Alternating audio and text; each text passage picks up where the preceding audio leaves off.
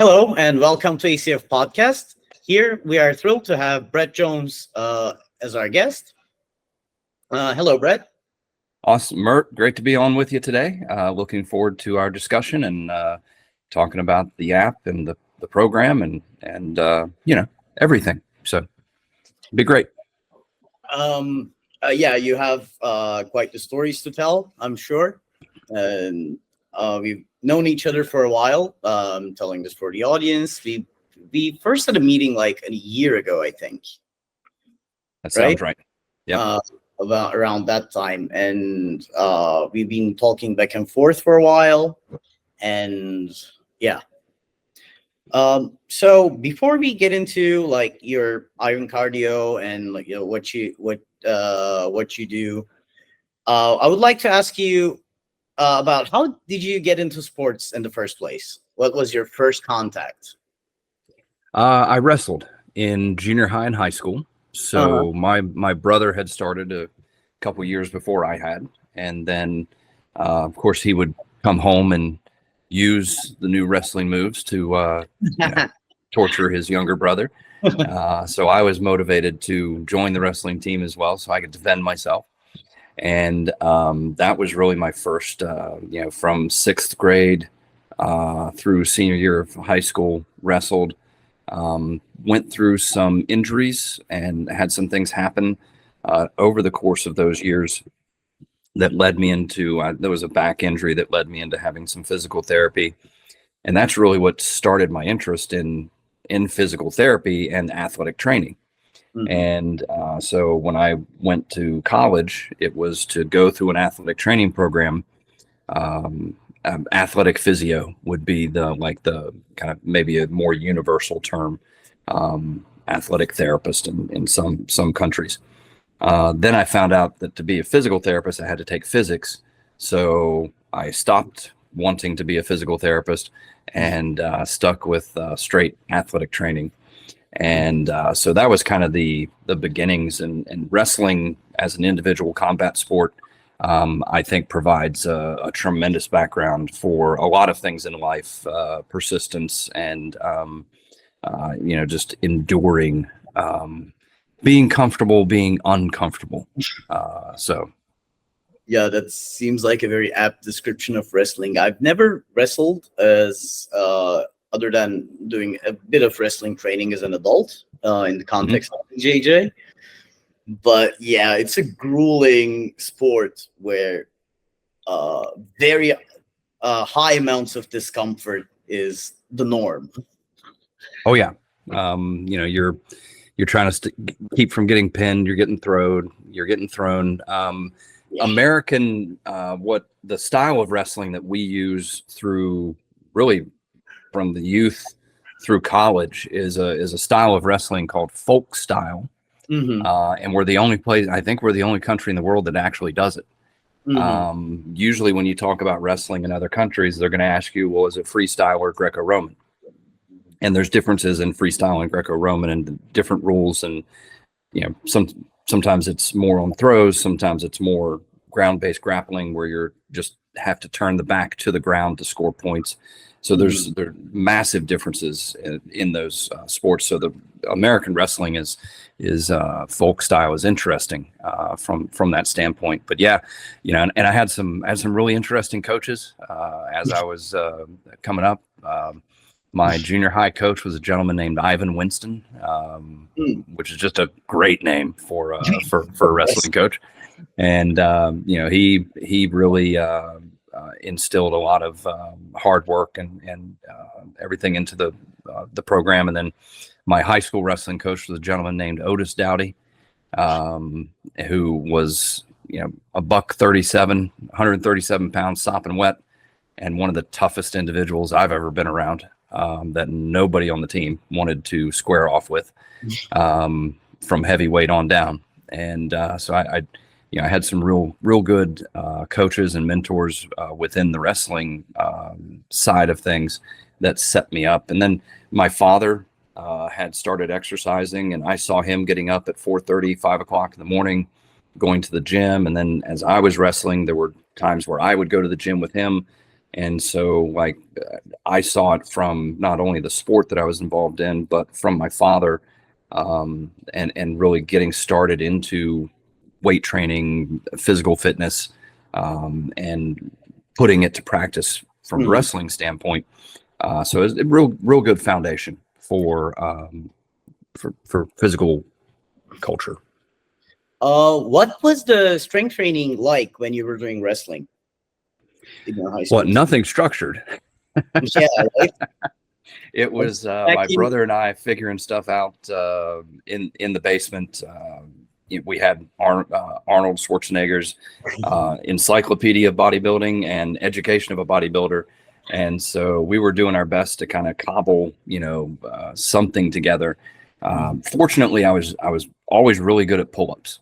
I had a pretty good strength to body weight ratio, and I would start a workout by doing like 6 sets of 12 behind the neck pull-ups, and then flip around to the front and do 20 plus pull-ups, and then start, the rest of the workout. So I just, it's just what I did, because I was just good at pull-ups. And so that, and then it would be kind of ridiculous little bodybuilding things. You're always trying to bench or do some sort of row, and we would do heavy pullovers, and just a variety of things that we were just not how I would train an athlete.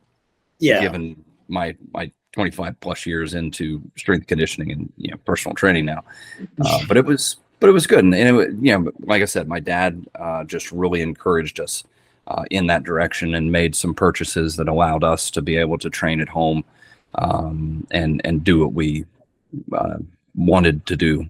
I'm not going to say needed to do, because we could have done better. Well, I think it's very similar to a kid doing chemistry experiments. For someone that's physically minded, athletically minded, I think it's a very similar process with them. They experiment with the weights and how their body responds to that kind of training, and I think it's a very fun way to explore your body. I came into it more as an adult, so I didn't do that much in strength training as a kid, but yeah, I feel that it's a very important thing for kids to get in on early and see how their body works and how their body adapts to training.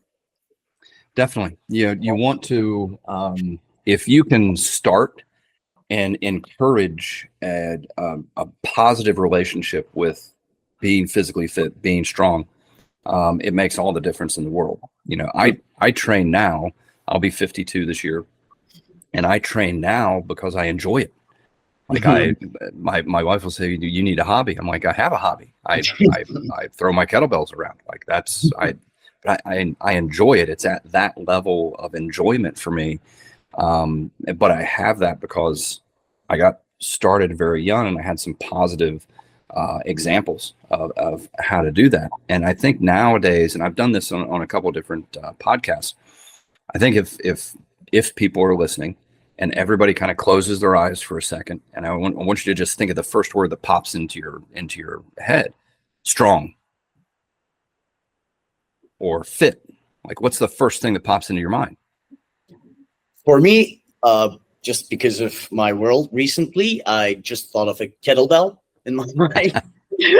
which I love. But there are other people out there for whom the word strong is not a positive connotation. Yeah, right. To them, they were bullied in their phys ed classes in high school. They were bullied by somebody on a sports team that was strong. They've seen it misused, so they have a negative connotation. So when you say, "Hey, it's really important that you train to be strong," which I think is a very one of the easily defended statements that you could make regarding training in general. Strength takes care of a lot of different things. That could be a super negative reaction from the person that you're trying to guide in that direction. So you kind of have to start understanding some of the layers that people go through. sometimes you say strong or fit and they just picture a bodybuilder, and that's not how they want to look. That's not how they want to train. Or they'll picture the power lifter who's, sniffing an ammonia capsule and banging their head on the bar and, getting ready to, try and squat 1,000 pounds. And they're like, I don't want to do that either. And so it's sometimes it's peeling away a couple of layers just to see what is their relationship with fitness, strength, the things we're going to say, hey, you need to do this. There could be a little voice in the back of their head going, nope, we're not, I don't want to do that. So it's for me and you, I like to hike. I enjoy throwing my kettlebells around. I enjoy being physically fit. To other people, as no-go territory. Yeah. And I can understand that. Like, I did not have good connotations, especially with combat sports, when I was a teen. And then I've started doing jujitsu, boxing, and all that, and it can have such a positive effect on your life, I found out. And then my whole relationship with that changed. Before that, I did cycling, and I had positive connotations with that. But strength training, combat sports, like things that are really tough and like physically challenging and brutal, they became something that is fun and something to be overcome. It became like a game as an adult, and I wish that I had that like when I was 10 years old. Yeah, there's a confidence in both being strong and knowing how to physically handle things. And you look at some of the ancient training traditions, and any ancient training tradition that we look at, whether it's coming from the Greeks, and there's ancient training systems. And when I say Greeks, we can certainly say ancient. When we look at some of the Persian traditions in training wrestlers and training fighters, those are ancient traditions. We talk about Indian club swinging in the Hindu traditions, and that's a 5,000 plus year history of Indian club swinging. From a European perspective, there were systems of training. The Turnverein system out of Germany, the 1840s sort of time frame. There was a Swedish tradition. There's an Italian tradition. In fact, the Swedish tradition kind of split into two halves, and P.H. Ling, who developed massage. If you've ever had a Swedish massage, thank you, P.H. Ling. But that also basically became physical therapy. That was kind of where a lot of that drew from. So these ancient training systems were typically cornered around three different things. You had a martial component, because we were training soldiers. That's what was happening, at that time. And so there was a martial component, which basically means your ability to respond appropriately to aggression. A martial art fits very well into that component. Or if we're training a soldier, the pommel horse from gymnastics comes from training soldiers to be better on horseback. It was a training tool in the gymnastics systems that was meant to train soldiers to be better on horseback. It has morphed over the years to become this gymnastics competitive event, but that's not how it started. So there's this martial component that gets involved.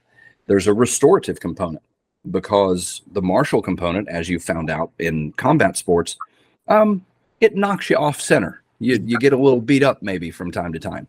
And so there's a restorative component that helps bring you back to center. And then there was a pedagogical component, which is the kind of the theoretical body of knowledge that influenced and informed the other two pieces. And so most ancient training systems would be comprised of some combination of that. Now, unfortunately, fitness has become our martial art. Fitness has become our martial component, and where people put a lot of focus and put a lot of time, and we get fit for the purpose of being fit, instead of being fit to be able to go do something else better. But in that martial component, in developing the physical strength and capacities that would surround that, there's a lot of confidence that comes from that. I've worked with people in the past who were primarily endurance athletes, and I pull them aside and say, you need to strength train. Like, just for your endurance work, period. But just from an overall standpoint, this is going to help a lot of different things. And the message I get back when people strength train is, I didn't realize how uncomfortable I was in more like social settings or group settings, because I just wasn't sure that I could handle myself, that I could handle a situation that would come up. Mm-hmm. Now that I'm stronger, I feel like I'm more relaxed. I'm more comfortable because I know that I can physically handle situations that come up. Mm-hmm. And I think that there's a lot to be said for that. Jordan Peterson, who is, I'm not a huge fan. I think he said a few things that are okay, but he's a controversial figure. But he has a quote that I'm going to paraphrase because I can't pull the exact quote out of my bungled up brain. But a dangerous man is not a someone who doesn't know how to handle themselves is the most dangerous man, because that person is going to be outwardly aggressive because they're afraid. And if you're outwardly aggressive, you can off-put people and avoid situations. Mm-hmm. A dangerous man and person, sub-person for man, is one that knows how to handle the situation, but does so appropriately and only when needed and necessary. Mm-hmm. And so there's a confidence. You want to walk around strong. You want to walk around knowing that you could handle anything that would come up. I know that if somebody calls me and says, I need help moving, well, there's a reason they're doing that. I can pick things up and put them down. Right. Yeah. So, or, if you're out and about and something comes up and needs to be handled, you're strong enough to get involved in that situation. And that could be a rescue situation. Like that could be being strong enough to kind of pry open the door of a car to get somebody out. Like it's wide ranging. People tend to go more directly towards the combat sort of aspects and the physically violent sort of aspects. There's a whole lot of other situations in life where being physically strong, very useful. Yeah. I mean, going on hiking in remote places, because I climb. I don't like hiking, but I do it a lot because I need to hike to get to places where I climb. If you fall in some of those places, if you cannot carry your partner, there's no cell reception. And even walkie-talkies within those valleys are not very reliable, even if you're carrying one. So either you're strong or like something bad can happen to someone you love. So I think it is a very important thing to be prepared within reason, obviously. And some people take it to extremes of, I need to get 1% stronger and I'll dedicate 5 hours a day for that. Unless you're a professional athlete in a strength sport, I think that is a bit of marginal gains at that point. 100%. No, it's a good way to phrase it. And I think that, the perspective piece, it's easy for us as people that are motivated in this direction already to say, oh, well, of course, everybody should be doing this. It's answering some of those questions and providing a pathway in for those people that this isn't a natural part of what they do. This is foreign. And I think there's a lot of aspects of how we speak specifically to the States, because it's where I grew up and it's what I know. We are seeing physical education programs get cut and reduced, and kids go through school now and they have a gym class maybe 1 or 2 days a week instead of every day. When I went, it was something you did every day, and there was physical fitness testing and things of that nature. That stuff is starting to disappear. So and yet we know that something as simple as there's studies that show that grip strength, the higher and better your grip strength is, the lower all-cause mortality is. Now that doesn't mean go out and buy grippers. No. It means the lifestyle that gave you good grip strength is part of reducing all-cause mortality. Well, the lifestyle that gives you good grip strength typically means you're physically engaged in some sort of training or some sort of outside activity that would encourage many positive aspects, not just grip strength. Grip strength just happens to be very easily measured.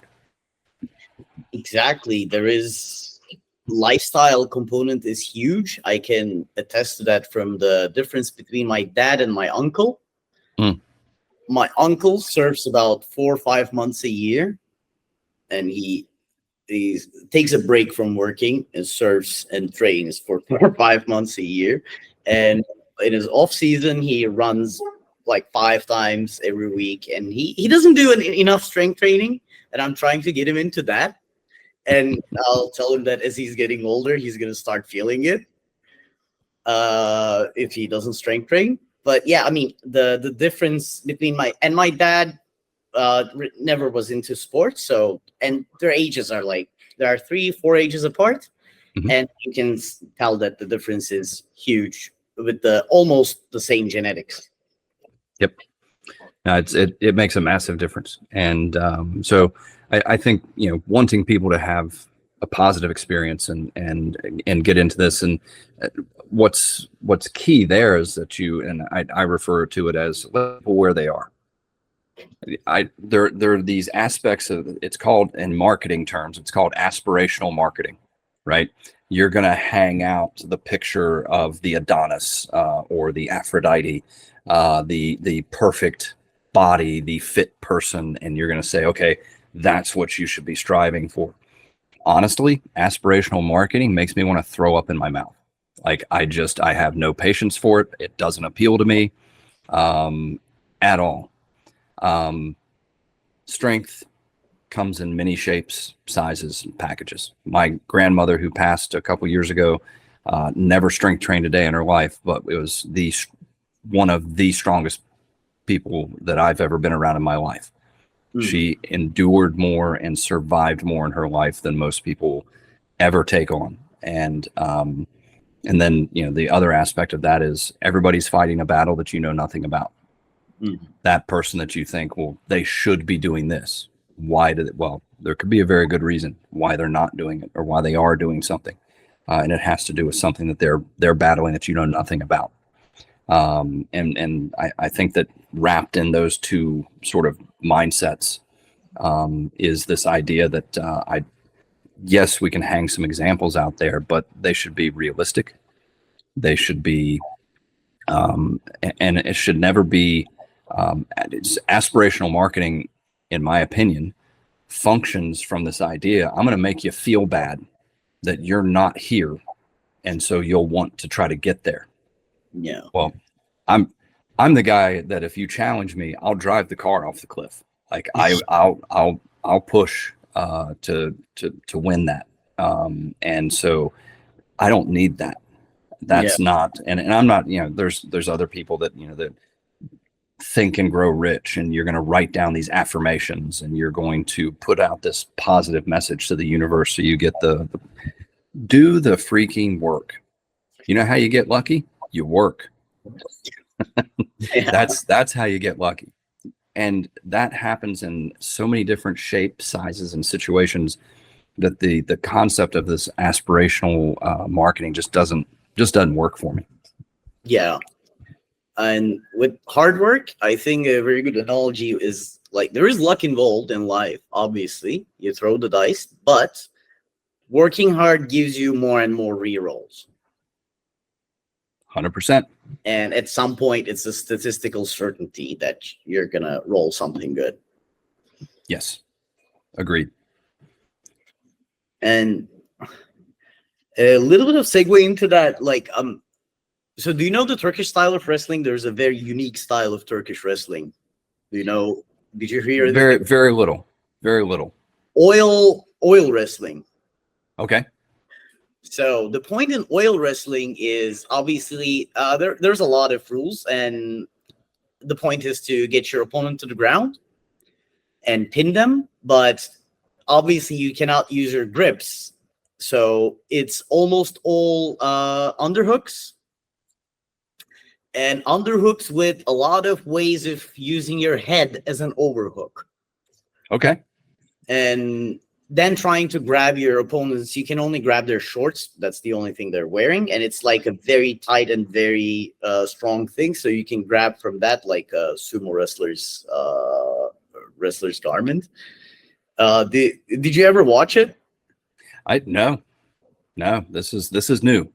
It's I think, I mean, I've never tried it myself, but it's almost like wrestling without fingers because you Yeah. cannot flip anything.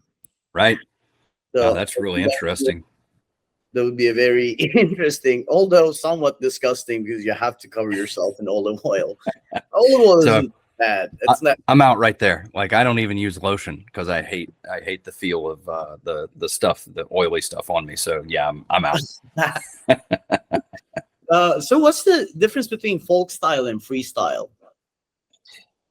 Well, it's been a few years since I have looked into this. Folk style is a blending, right? With freestyle, if I'm remembering correctly, freestyle is more like throws. So it's a little more ground based. It's a little more coming up and hitting throws and things like that. Greco-Roman's a little more on the ground, and that's where you're trying to turn somebody's back to the ground to score points. Folk style is like a combo. We do standing and ground based, and you can get into throws. We do ground based and trying to actually pin somebody's shoulders to the mat. And you can score points with takedowns versus Greco-Roman. When you turn the back to the ground, you can score a point. But to actually pin somebody, you have to like physically hold the shoulders to the mat for a 3-second count. And so it's kind of a blur of Greco-Roman and freestyle. I mean, it always seemed like interesting. It's a very good base for MMA, from what I've observed. I think if you were to look at a lot of MMA champions, in addition to BJJ and things they've gotten into kind of later in life, I think you would see a lot of them came through some sort of wrestling background.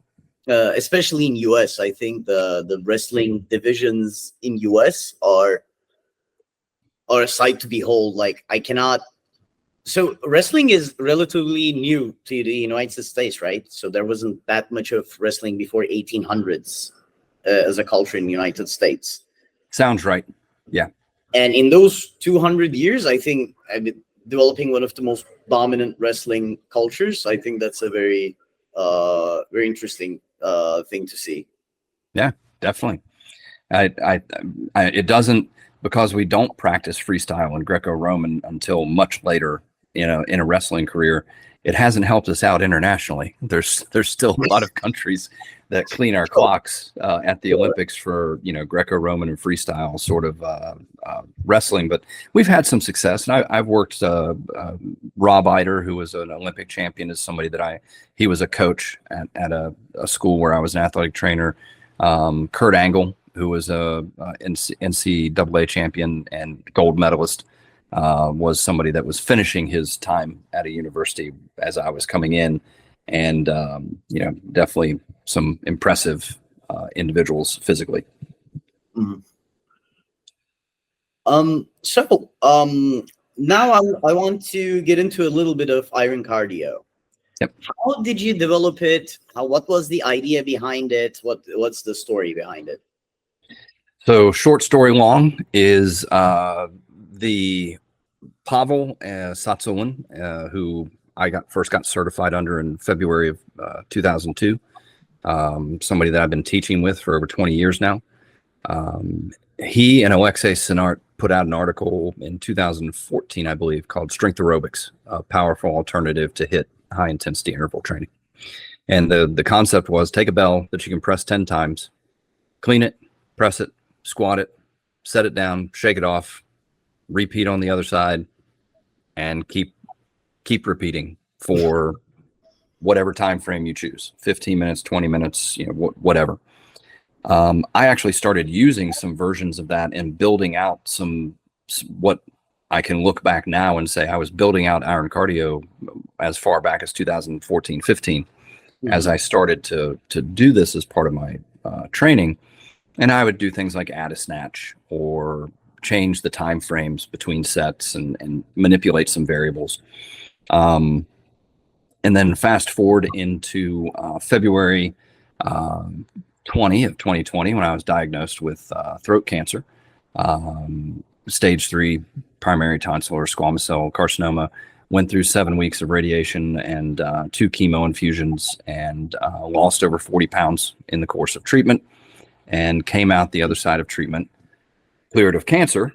And I'm 3 years from that and still clear of cancer. So that's all very good. But I came through that 40 pounds lighter than I had gone in, and really having to physically restart my training. And I've had different surgeries and injuries and things that have happened over the years. Very few injuries, actually, but different surgeries and things that have happened. And I've restarted my training on multiple occasions, but never like this. And so as I started to get back into my training, I first said, okay, I'm going to do body weight, because that's a great way to rebuild a strength base. And I kind of realized I wasn't really strong enough to do a lot of my good body weight moves. And then I said, okay, swings and get-ups, the classic simple and sinister, which I'm a huge fan of. But I started doing the swings and the ballistics, and I'm like, well, I'm not strong enough to really be able to do the ballistics well.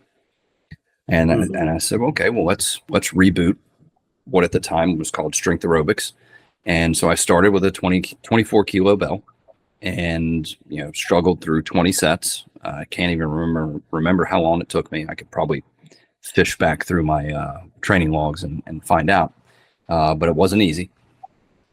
And in the course of that, I just started playing around with a lot of different variables, and lo and behold, a year and a half later, had kind of built out this thing that I termed iron cardio, and that came from a student who was doing the program in his training, and he sent me a training log, and he had noted, whatever day, iron cardio, blah blah blah, and I got on a call with him. I'm like, wait a second, when you said iron cardio, did you mean strength aerobics? And he goes, yeah, that's what he had a boxing coach that used to say, we're going to have an iron cardio day. I'm like, stealing it. I with permission, but like, can I use that? And he's like, absolutely. So that's where the name came from. And it's a little clickbaity. It's a little iron cardio.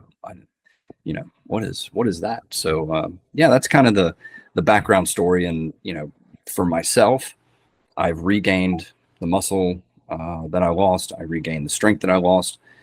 I can now complete iron cardio sessions using a 36 kilo to 40 kilo bell, or even double 36 for some of the sessions. So it's been very effective. Mm-hmm. It certainly is. And I wanted to ask you why. So I'm gonna give you my experience with it. I've started doing it in earnest about 2.5 months ago. I was trying sessions of it, different variations of it, for about 7-8 months, I think, or even more. But I've started doing it very regularly through 2.5 months ago. And it is a very low fatigue protocol, I would say, compared to, for example, some sort of a linear progression with barbells, where I do 3 sets of 5 or 5 sets of 5. And that training in the beginning is very easy, but it gets very hard. The neural load gets very high, and at some point I can't do anything else but strength train, and just it doesn't make sense at that point. With iron cardio, I've been doing it for 2.5 months, and I don't feel cooked, except for a few sessions I did just to pedal to the metal, because I just want to do that sometimes. I want to get myself cooked from time to time, but I don't normally do that. And even with that, it's a very okay training session. I can go running afterwards. Like, I can just rest for 15 minutes and go running, or I can rest for 15 minutes and go bouldering. Not super, like, I wouldn't be able to project the things in bouldering, but like climb something that's at intermediate level for me. Even with that, now it got my runs, 5K run with a 20 kilo West. I don't remember how many minutes was it, but even with a 20 kilo West, I'm not a good runner. I'm a terrible runner, and I didn't practice running. I'm just using it to test, and it got much better after I doing iron cardio. and my shoulder press with a barbell increased from 55 to a 75, and I'm not training that. I'm just using that for, and my body weight is about 75 for viewers. And so I used to be able to do a little bit more than my body weight as a shoulder press. Then I had a startup and then stopped training regularly and lived a horrible lifestyle.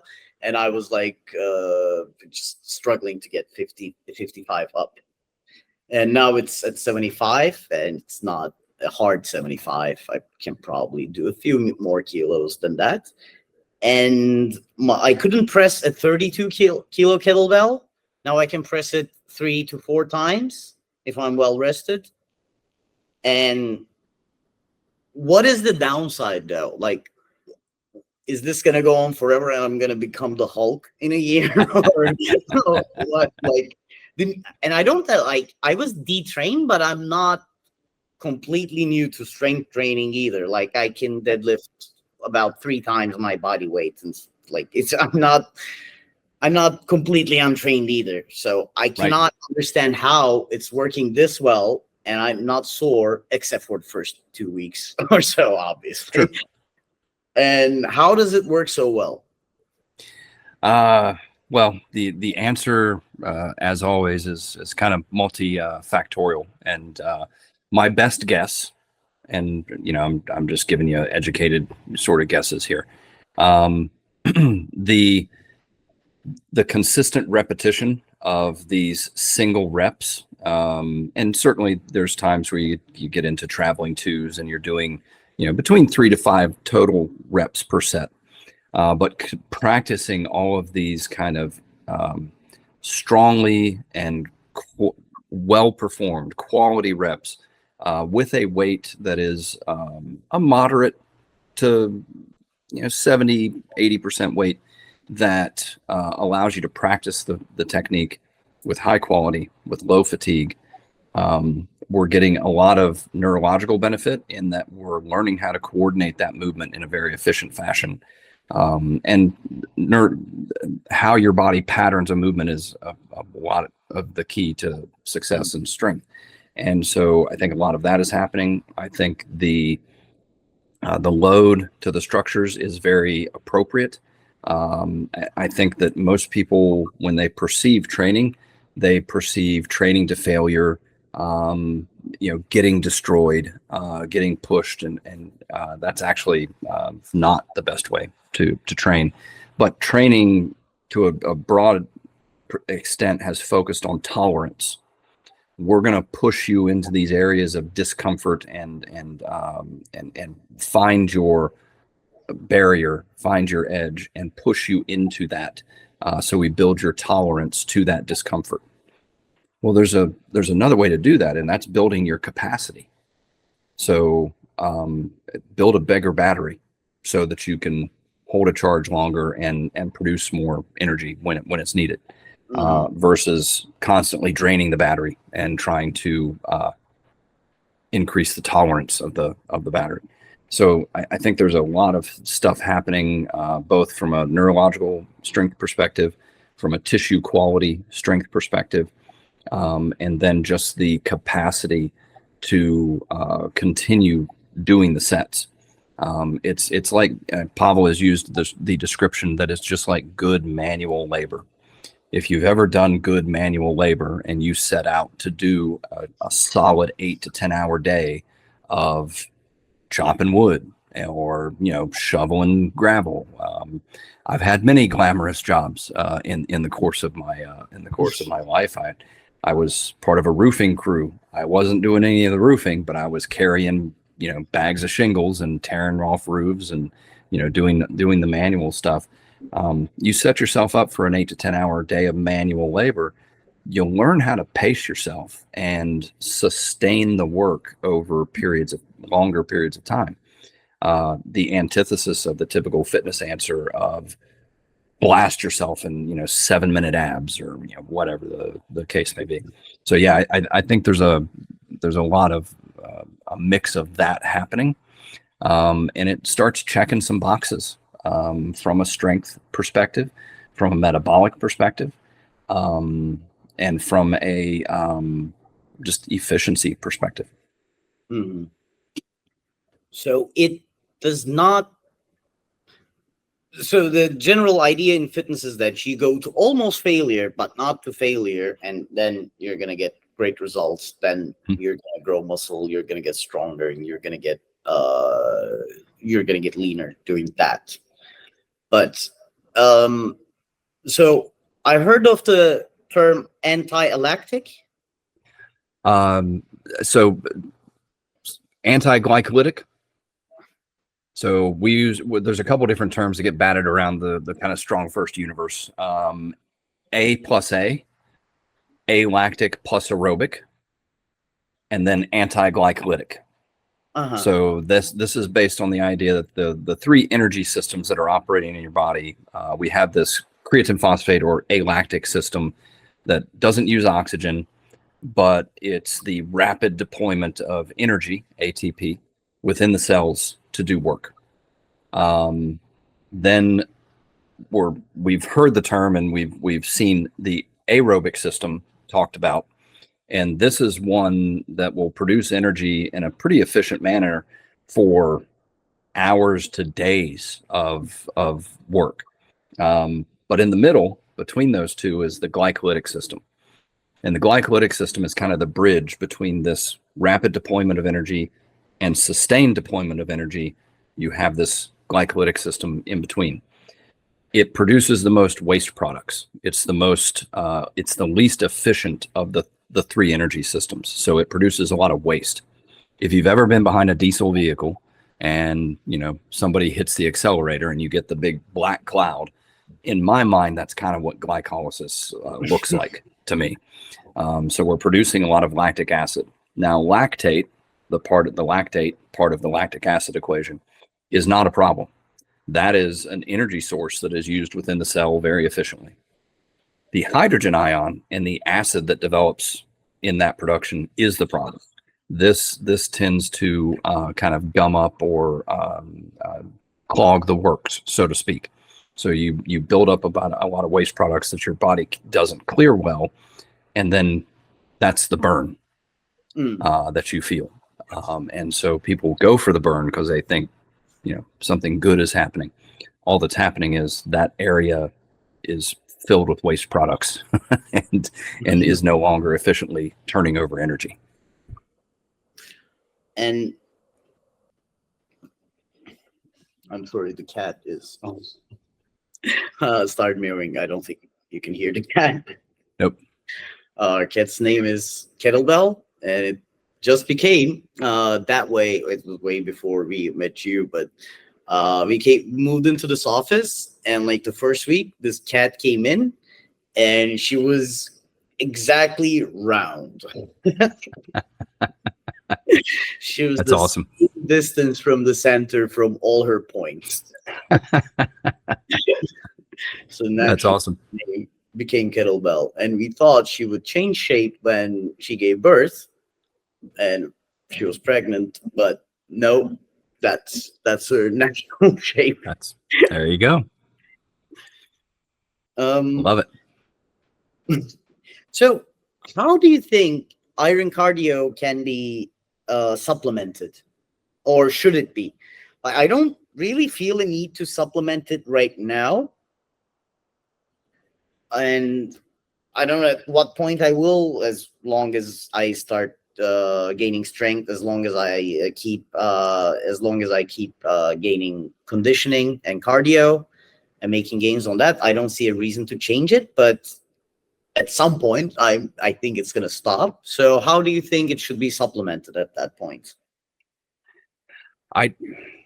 Swings and get-ups. to keep it very simple, I think that the power work and metabolic work that you can do with swings or snatches, and the strength and stability, just kind of maintenance work of the get-up, I think is a kind of a perfect pairing. Here in the States, we'd say it's like peanut butter and jelly, two great tastes that taste great together. And so that's what I would do. But also, I think, what else do you want to be good at? If your goal is to be a tennis player, you need time to go play tennis. If your goal is to be a golfer, you need time to go golf. But I do think the pairing of iron cardio plus simple and sinister swings and get-ups is a really great pairing. Yeah. And you had asked a question kind of earlier about this. I'm paraphrasing, but it was like sustained progress. Like, how long am I going to keep getting these benefits and these jumps? Well, nothing in life is linear. So, you will hit a time frame where you feel like, well, I'm just grinding away here. I'm just kind of repeating these sessions. I'm not seeing a whole lot of progress. And then all of a sudden you'll make another bump up. And I've seen that happen in my own training where, like, initially my main training weight was a 24 kilo and slowly started inching 32 kilo into the mix. Well, then it became the 32 kilo was my base weight. And I trained with that, and I was visiting the 36. And then the 36 became my main training weight. And, so now in between there's little blips and peaks and valleys and different things. But the overall trend is up, but it levels, you come up, it levels, you come up, it levels, you come up. And so it's going to be an ongoing thing. Where is it going to take you? I don't know. We'll see. We'll see, but it's a very exciting way to train. I loved it. Now I'm going to go somewhere remote for kite surfing for 3 days. And I thought, okay, I can find a boulder and just there you go. Iron cardio with that. Yeah, and enjoy the kite surfing. Like, when I go on vacation, there's most of the time I don't take a bell. I work, into the vacation, and then I enjoy the vacation.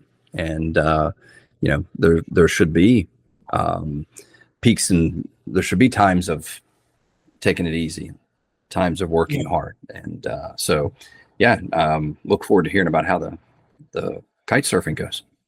Yeah, but like, there's something that's very fun about, like, I never was good at swinging kettlebells around. So when I learned how to, like, move them well, it's like a game now. It's like a dance you do with an iron weight and an inanimate object. So that's why I think I hooked on it as well. It's not just the strength gains and all that, but it's just a very fun thing to perform. 100%. I mean, I enjoy my training. I've been cleaning, pressing, squatting, and snatching and swinging, well, for 20 plus years, but in earnest within this program, the Iron Cardio Protocol, for the last 2.5 plus years. And I look forward to every session.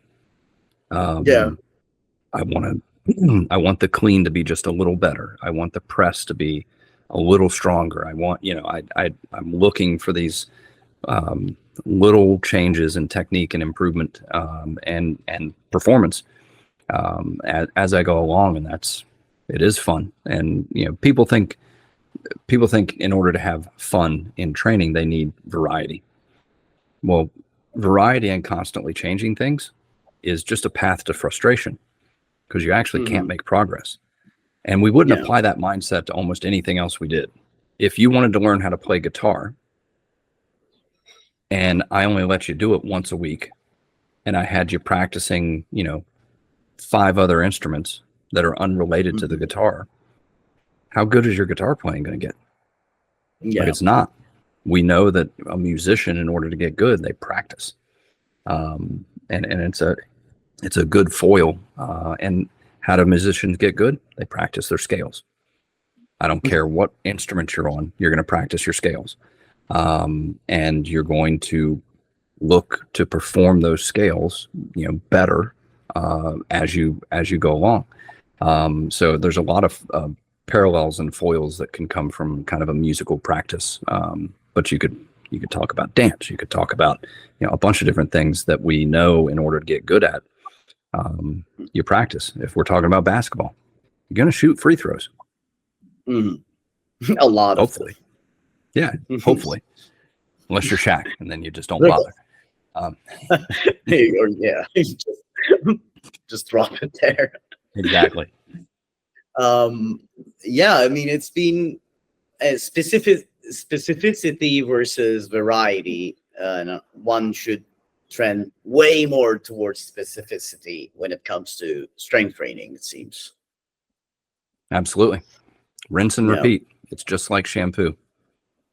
And variety can be, if you do anything that is not strength training, like climbing, snowboarding, kite surfing, or whatever, any of those things, that's enough variety anyways, right? Yeah, that's applying your training, going and doing something fun. And I'll say from my standpoint, I will, and I had this experience a little while ago. I performed a session and then I went back in my training log to see how I did the last time I did that session. It was a year ago that I had performed that exact session. And so I trained a lot in between those 2 points, and I never repeated that session in a year. So you can have variations on a consistent theme. I use the boxing analogy. There's 4 punches in boxing, but out of that comes the sweet science. So keep it simple. So it's been a great talk, and thanks a lot. And we are looking forward to have you on for another episode where we're gonna talk about ACF and how this all relates to it. And I want to also say that you were mentioning your training logs. Now they're much more easily accessible, and it's analyzed automatically. And now you can go back as long as you want.